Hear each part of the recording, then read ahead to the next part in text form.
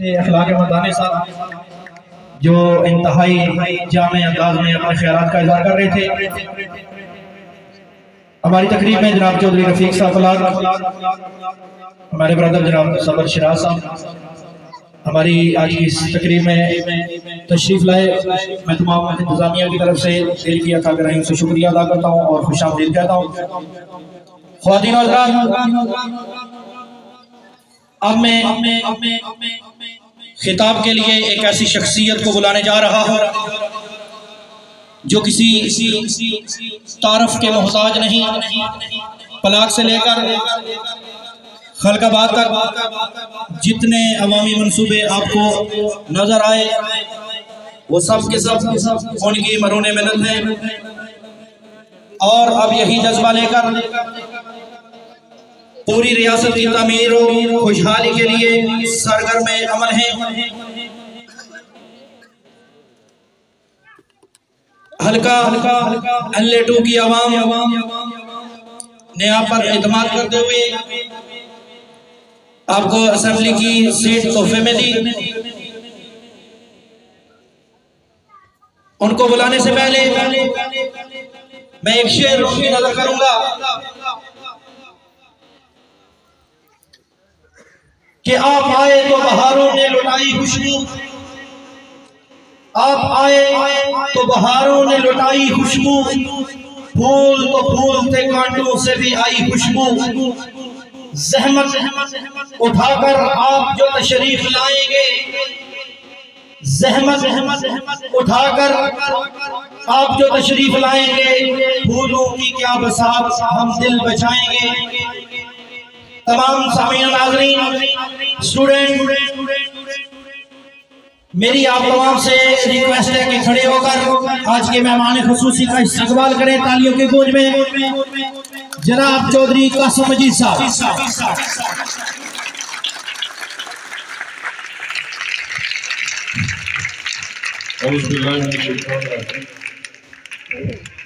बिस्मिल्लाहिर्रहमानिर्रहीम। नायब काबिल एहतराम इदारा के प्रिंसिपल साहब और स्टाफ, मेरे चेयरमैन साहब यूनियन कौंसिल पिंडपुर चौधरी इसरार खालिद साहब,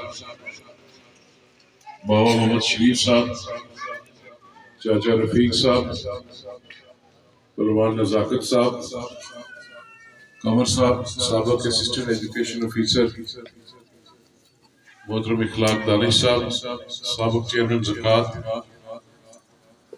और पंडाल में बैठे हुए और इस स्कूल के तालिब इल्मों, अस्सलाम वालेकुम। मैं सबसे पहले अपनी तरफ से चेयरमैन यूनियन कौंसिल पिंडपुर की तरफ से प्रिंसिपल साहब आपको और आपके स्टाफ को मुबारकबाद पेश करते हुए एक अच्छा प्रोग्राम के इनकाद पर, और जिन बच्चों ने इस साल कामयाबी हासिल की है, पोजीशन होल्डर्स हैं, उनको भी मुबारकबाद पेश करता हूँ। और जो बच्चे हमारे पोजीशन नहीं ले सके उनसे दरख्वास्त है कि दिल बर्दाश्त नहीं होना, मायूस नहीं होना, मेहनत करें। इंशाल्लाह अगले साल आप लोग भी स्टेज पर होंगे और पोजीशन हासिल करेंगे। तफसील के साथ प्रिंसिपल साहब ने बात की है, मोहतरम साबिक यूसुफ ने बात की है कि तालीम की अहमियत और बिलखुसूस इस मौजूदा दौर के अंदर तालीम के बगैर कुछ नहीं। तालीम हासिल करना इसलिए लाजिम नहीं है या इसलिए तालीम की जरूरत नहीं है कि अगर बेटी या बेटा तालीम हासिल करेगा तो उसको भी नौकरी मिलेगी। लाजिम तालीम इसलिए लाजिम है कि तालीम हासिल करने के बाद जो लाजिम चीजें कि आप एक अच्छा इंसान बने, एक अच्छे किरदार वाले बने, और आपकी जो तालीम है उससे ना सिर्फ आपके खानदान के लोगों को बल्कि आपके इलाके के लोगों को फायदा होना चाहिए। वो बेटा या बेटी जो एक गांव से, एक खानदान से ग्रेजुएट होता है, मास्टर की डिग्री हासिल करता है, वो रोल मॉडल होता है अपने तमाम इलाके के लोगों के लिए। और बिलखुसूस बच्चियों के लिए तालीम लाजमी है कि कल की वो माँ है, उसने अगली नस्ल चलानी है। अगर हमारी बच्ची पढ़ी लिखी होगी तो एक अच्छी नस्ल मुस्तकबिल के लिए तैयार होगी। बेशक बच्चियों के लिए लाजमी है तालीम, और वालिदैन को चाहिए भी कि बच्चियों को तालीम लाजमी दिलवाएं। बच्चों के लिए भी है। आपके में पिछले 7-8 दिन से मुख्तलिफ स्कूल्स के फंक्शन हो रहे हैं। ये पहला इदारा है प्राइवेट स्कूल जिसमें मैं आया हूँ। मैं मोस्टली सरकारी स्कूल्स के अंदर जाता हूँ। मैं, मेरे भाई जो स्टेट सेक्रेटरी थे इखलाक साहब, ये मेरे अंकल के बेटे हैं, मेरी यूनियन कौंसिल से इन्होंने मुझे कहा, और मेरे चेयरमैन साहब का भी बेटा 2 हफ्ते से पड़ा, अभी छुट्टी पर है, तो इनकी ख्वाहिश पर मैं यहाँ पर आया हूँ। और प्रिंसिपल साहब जिस गांव से, जिस खानदान से आपका तल्लक है, जिनका आप जिक्र कर रहे थे, इसमें कोई शक नहीं है कि बंडाला के अंदर सेक्रेटरी रिटायर भी हुए राजा अजहर साहब, शहीद साकिब मनीर जो डिप्टी कमिश्नर थे हमारे, राजा नासिर मरहूम जो तहसीलदार थे, जफर साहब जो कमिश्नर थे, राजा अमजद परवेज अली खान जो सेक्रेटरी हुकूमत रिटायर हुए, उनके भाई शाहिद साहब जो जनरल रिटायर हुए, उनके दूसरे भाई जो हमारे जज रिटायर हुए, अभी हमारे वो चेयरमैन है सर्विस ट्रिब्यूनल। उस पूरे गांव के अंदर ये खूबी पाई जाती है कि हर घर का बच्चा पढ़ा लिखा हुआ और बच्ची, और आपकी उनके कुछ बच्चियां भी हैं। आपकी एडिशनल डिस्ट्रिक्ट हेल्थ ऑफिसर है डिस्ट्रिक्ट मीरपुर की, आपकी अजीजा। ये सर्विस में इदारों के अंदर इस गांव के काफी सारे लोग हैं, और वैसे भी आपके उस गांव के साथ हमारा एक जाती तल्लक भी है पिछले 40-45 साल से मेरे वालिद साहब का। तो आप मेरे भाई हैं और आप यहाँ पर आकर एक अच्छा काम कर रहे हैं मेरे इलाके के अंदर, हमारी यूनियन काउंसिल पिंडपुर के अंदर।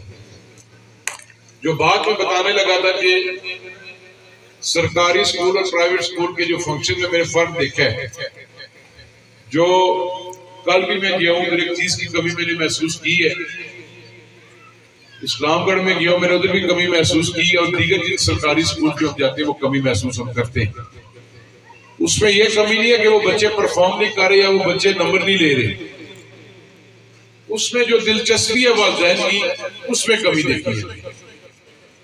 आज ये प्राइवेट स्कूल का फंक्शन है, तो तमाम वालिदैन यहाँ पर मोस्टली मौजूद है। मेरे सामने मेरी माँ, मेरी बहन, मेरी बेटी बैठी हुई है, मेरे बुजुर्ग बैठे हैं, जबकि सरकारी इदारों के अंदर आपकी दिलचस्पी नहीं होती। आपको ये इंटरेस्ट ही नहीं है।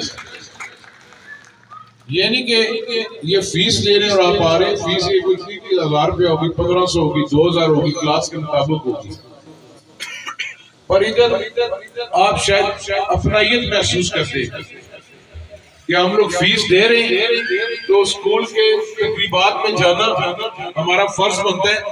यहाँ पर आपको घर के मर्द ने, आपके खामद ने, आपके भाई ने, आपके बेटे ने, आपके वालिद ने आपको नहीं रोका होगा कि आज सालाना तकरीबात है तो आप ना जाएं। सरकारी स्कूल की जब बात आती है तो आप कहती है हमारे पर कतलन है, हम नहीं आ सकती, हम स्कूल में बच्चों को छोड़ने के लिए नहीं जा सकती, वापस लेने के लिए नहीं जा सकती। ये मेरी काउंसलर साहबा भी बैठी हुई है। क्यों? उधर आप फीस नहीं दे रहे, पर ये नहीं पता आपको कि आपके उस इदारे को चलाने के लिए सालाना हुकूमत कितना बजट दे रही है। आपका जो एक हाई स्कूल है, ये जो खानाबाद गर्ल्स हायर सेकेंडरी स्कूल है, क्या आपको पता है इसका सालाना बजट कितना है? ये इखलाक साहब बैठे हुए, इसका सालाना बजट 2.25 करोड़ से ज्यादा है। 2.25 करोड़ रुपया रियासत तनख्वाहों की मद में दे रही है। ये पैसा कोई भी वज़ीर आज़म हो, वक्त का या मिनिस्टर हो, वो अपने घर से नहीं दे रहा, ये पैसा आपके टैक्सेस के पैसों से आ रहा है। तो खुदा के लिए प्राइवेट स्कूलों के मैं खिलाफ हूँ। प्राइवेट स्कूल होना चाहिए, कंपटीशन होता है, जिस तरह आप इधर तवज्जो देते इसी तरह आप उधर भी तवज्जो दें, ताकि हमारी बच्चियां और हमारे बच्चे तालीम हासिल कर सके। हर बंदा अफोर्ड नहीं कर सकता प्राइवेट स्कूल के अंदर जाने के लिए। कई बार अगर ये स्कूल खुला हुआ है, इसमें अगर 300 बच्चों की गुंजाइश है तो उनके पास 300 से ऊपर की गुंजाइश नहीं होगी। अब इसका यह मतलब नहीं है जो इधर ना आए वो दूसरी तरफ जाके ना पढ़े। आपको चाहे प्राइवेट स्कूल्स के अंदर आप पढ़ा रहे हैं बच्ची और बच्चों को, चाहे सरकारी स्कूल के अंदर पढ़ा रहे हैं, आपको खुद दिलचस्पी देनी पड़ेगी। इखलाक से लेकर के 3 इकाइयां 3 टायर हैं आप। नंबर 1 तालिब इल्म, नंबर 2 उसके वालिदैन, नंबर 3 स्कूल, और चौथा जो उसका टायर है वो रियासत है। रियासत सहूलत फराहम करती है, वालिदैन बच्चों को स्कूल भेजते हैं और उस्ताद जो है उस बच्चे को पढ़ाता है। जब तक ये चारों पहिए नहीं चलेंगे तब तक ये गाड़ी नहीं चल सकती। एक पहिया भी पंचर हुआ, खराब हुआ तो ये गाड़ी आगे एक कदम भी नहीं जाएगी। इन चारों की जिम्मेदारी है। रियासत की भी जिम्मेदारी है कि आपको तालीम हासिल करने के लिए, आपको सेहत की बुनियादी सहूलियात के लिए, आपको पानी की बुनियादी सहूलियात के लिए, आपको सड़कात के लिए, आपकी बिजली के लिए, आपके दीगर जो रोजमर्रा के मामलात है वो रियासत प्रोवाइड करती है। पर आपका भी काम बनता है, चाहे वो तालीमी इदारा है, चाहे वो सेहत का इदारा है, चाहे कोई भी है, उसमें आप तवज्जो दें। हम सब ने मिलकर इस चीज को आगे लेकर चलना है। ये बैठे हुए बाबा शरीफ साहब जब ये जवान थे, ये मुझे बताएं उस वक्त क्या सहूलियात थी इधर, कितने स्कूल थे इस यूनियन काउंसिल के अंदर, इस खानाबाद के अंदर, इस चकसवारी के अंदर, इस हल्का नंबर 2 के अंदर। अब हर गांव के अंदर, हर यूनियन काउंसिल के अंदर, हर वार्ड के अंदर प्राइमरी भी है, मिडिल भी है, हाई भी है आपके पास अल्हम्दुलिल्लाह। पर इसके बावजूद अगर आप ना भेजें बच्चों को और बच्चों को, तो फिर ये आप ना सिर्फ अपने साथ सियासी करें, ना उन बच्चों के साथ करें, बल्कि पूरी रियासत के साथ, पूरे इलाके के साथ आप ज्यादती करें। ये नस्लकशी है कि आप अपने बच्चों को नहीं पढ़ाएंगे। दुनिया में कौमें वही तरक्की करती हैं जिन्होंने इल्म हासिल किया। आगे इन्होंने मिसाल दी कि बरतानिया के किसी दुकानदार की, ठीक कहा इन्होंने कि वो कलमा तो गोरे नहीं पढ़ते, पर वो काम सारा हमारे वाला कार्य जो हमें करना चाहिए। हमें अपनी जात से बाहर निकलना पड़ेगा, अपनी मैं से हमें बाहर निकलना पड़ेगा, और तब हम आगे जाकर इस गाड़ी को लेके चल सकते हैं। ये किसी फर्द वाहिद की जिम्मेदारी नहीं होती कि इस चीज को चलाना। मैं अगर इस हल्के से मुंतखब मेंबर असेंबली हूं तो मेरी जिम्मेदारी है कि मैं जिस हद तक मुमकिन हो सके मैं मेहनत करूं और आपके लिए सहूलियात फराहम करूं। इसमें कोई शक नहीं है। इस रियासत के अंदर, इस यूनियन काउंसिल के अंदर, इस इलाके के अंदर बड़े बड़े लोग पैदा हुए, जजिस भी बने, वज़ीर-ए-आज़म भी बने इस इलाके से। वो सब के सब जितने बड़े लोग थे वो सब के सब टाटू वाले स्कूल में पढ़े हुए। तो आज क्या वजह है? आज आपके पास सहूलियात भी है, इदारे भी हैं आपके पास, टीचर्स भी हैं आपके पास वसाइल भी हैं।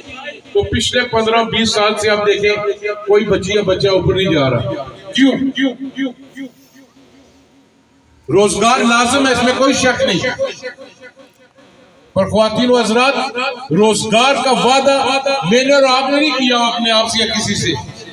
वो वादा उला शरीक है, नीली छत वाला। रोजगार का वादा उसने किया हुआ है, जिसको उसने पैदा किया उसको रिज़्क़ नसीब होगा। मेहनत करनी पड़ती है, जरिया बनता है।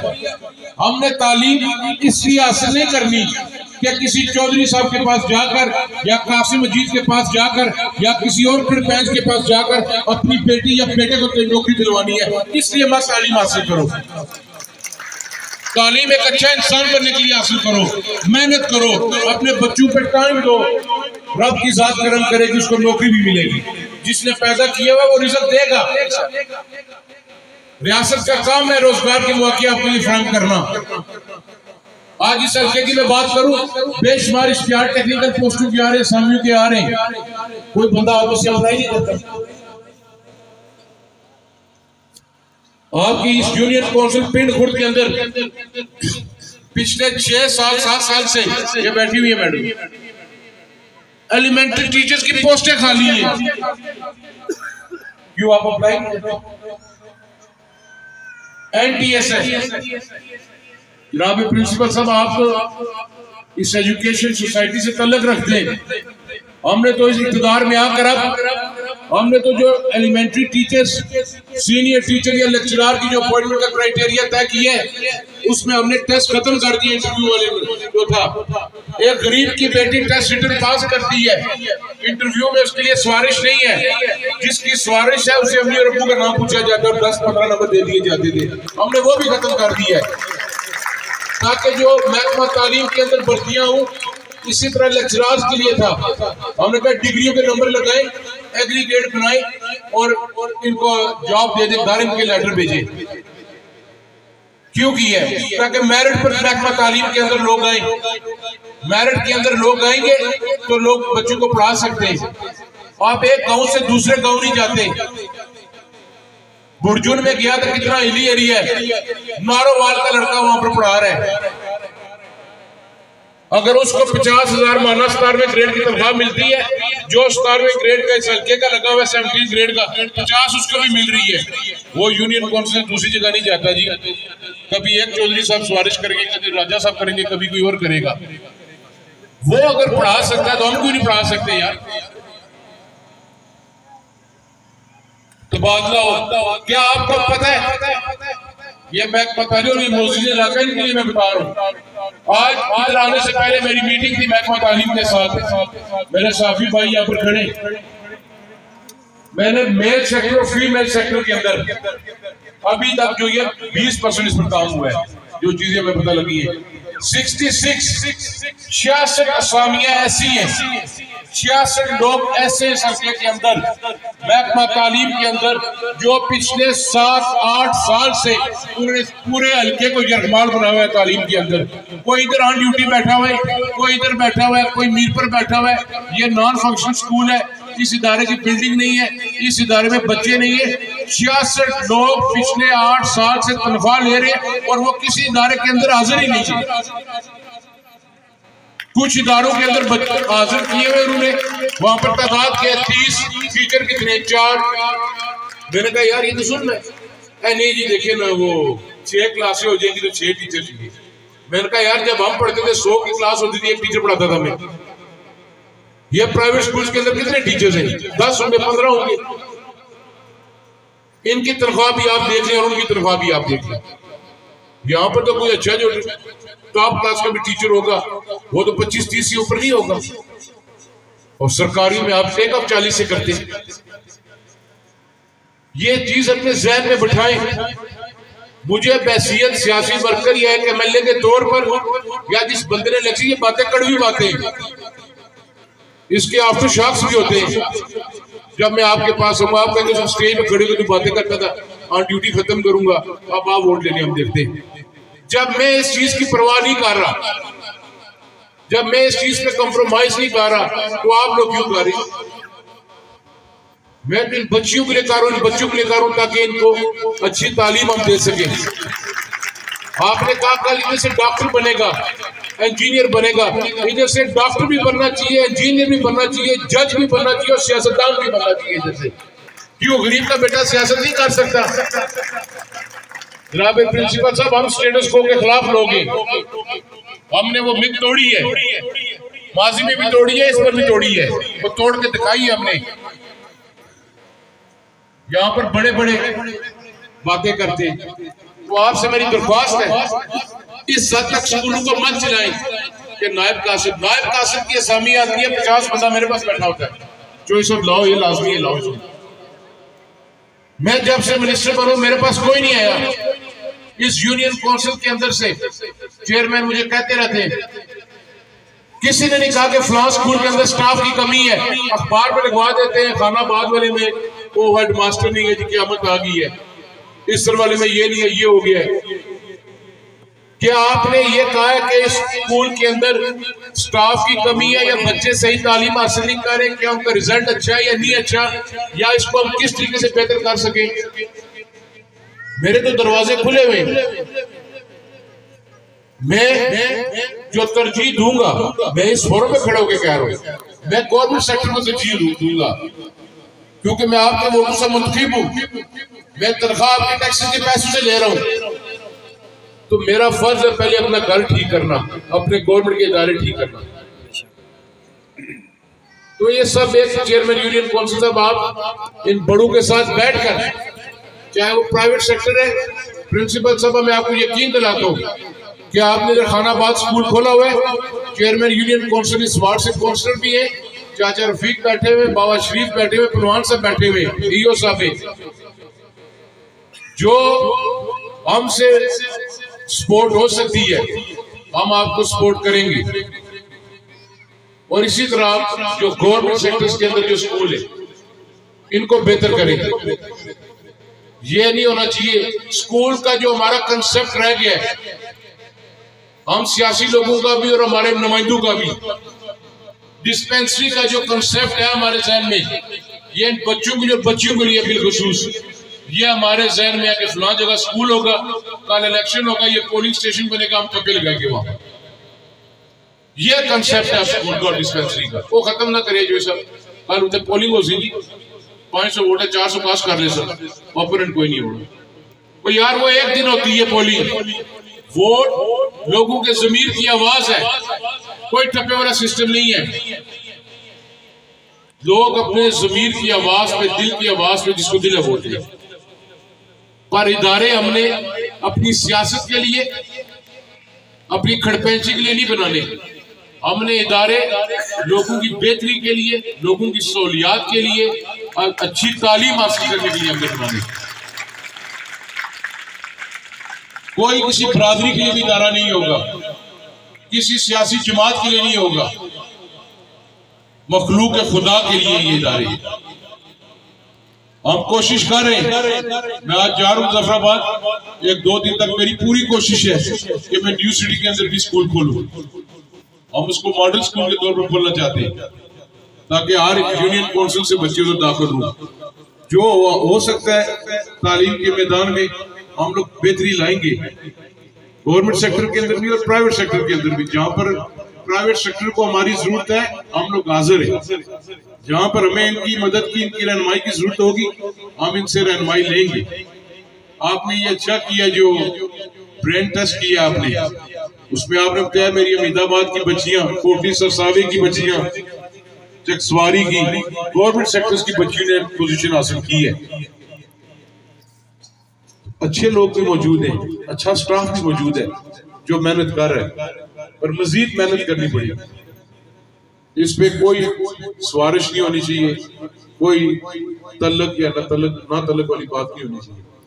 मैं एक बार फिर प्रिंसिपल साहब आपका शुक्रिया अदा करता हूँ, अपने भाई इखलाक का शुक्रिया अदा करता हूँ, चेयरमैन साहब आपका, मेरे यहाँ पे बुजुर्ग बैठे हुए सबका शुक्रिया। मेरी अगर कोई बात बुरी लगी तो मैं माजरत चाहता हूँ, पर मैं प्राइवेट सेक्टर को मुबारकबाद पेश करता हूँ और वालिदैन से हाथ जोड़ के गुजारिश करता हूँ, खुदा का वास्ता है, जिस तरह आप इधर तवज्जो देते हैं इसी तरह स्कूल के अंदर तवज्जो दें। इस यूनियन काउंसिल में जो मॉडल स्कूल है किस्म का, वो प्लाक के, ये प्लाक के लोगों को क्रेडिट जाता है कि वो अपने बॉयज और गर्ल्स दोनों स्कूलों में तवज्जो देते हैं। बाकी इस तरह वाला ठीक है, खानाबाद वाले दौर में ठीक था, पर कोई आप लोग तवज्जो नहीं देते। चेयरमैन साहब इस पे दें, सियासत से हटकर मेरे दरवाजे खुले, मैं काम या स्कूल इसलिए बेहतर नहीं करूंगा मैं आपसे वोट मांगने आऊंगा, इसलिए नहीं। कल अगर मैं भी नहीं करूंगा, एक चीज मुझे पता है, मैं उसको दूर नहीं करूंगा गलती को, तो अल्लाह ताला के साथ मुझे भी माफ नहीं करेगी, मैं भी जवाब दें उसको। मैंने जान उसको देनी है, मैंने किसी बुडेरे को जान नहीं देनी। रियासत के अंदर जितनी बेहतरी ला सकते हम लोग इंशाल्लाह ताला बेहतरी लाएंगे। अल्लाह ताला आपको खुश रखे, अल्लाह ताला आपको कायम आबाद रखे। पाकिस्तान जिंदाबाद, आजाद कश्मीर जिंदाबाद, यूनियन काउंसिल पे